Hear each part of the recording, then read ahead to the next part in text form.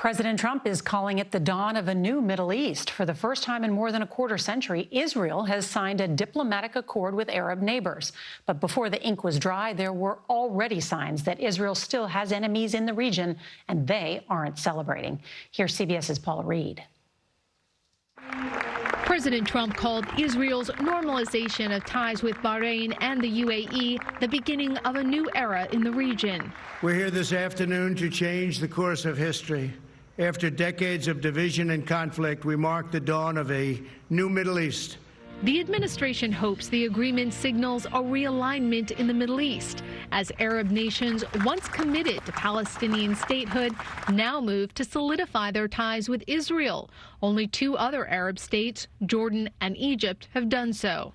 President Trump was unable to achieve a peace deal between the Israelis and the Palestinians. He framed today's accord as an equally historic peace deal, one that he hopes will appeal to evangelical and Jewish voters. You're going to have peace without blood in the sand.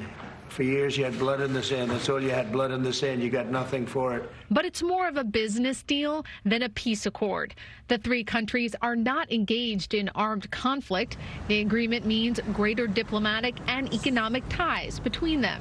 Rob Malley was a Middle East advisor in the Obama administration. It is not bringing peace to the extent that the war or the conflict that exists today is between Israelis and Palestinians. They were not at the table. They were not involved. They feel alienated by and marginalized from this event.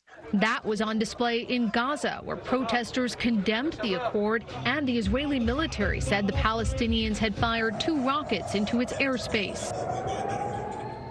And we want to bring in Paula Reid now from the White House. And I understand, Paula, there's some news tonight about the top aide who is accused of altering CDC reports. What can you tell us?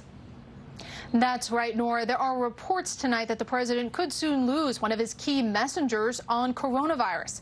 Health and Human Services spokesman Michael Caputo is facing intense criticism for trying to alter that data coming out of the CDC to more accurately fit the president's narrative. Now there are reports he may be leaving his post. Caputo tells CBS News he is facing mental health challenges. Nora?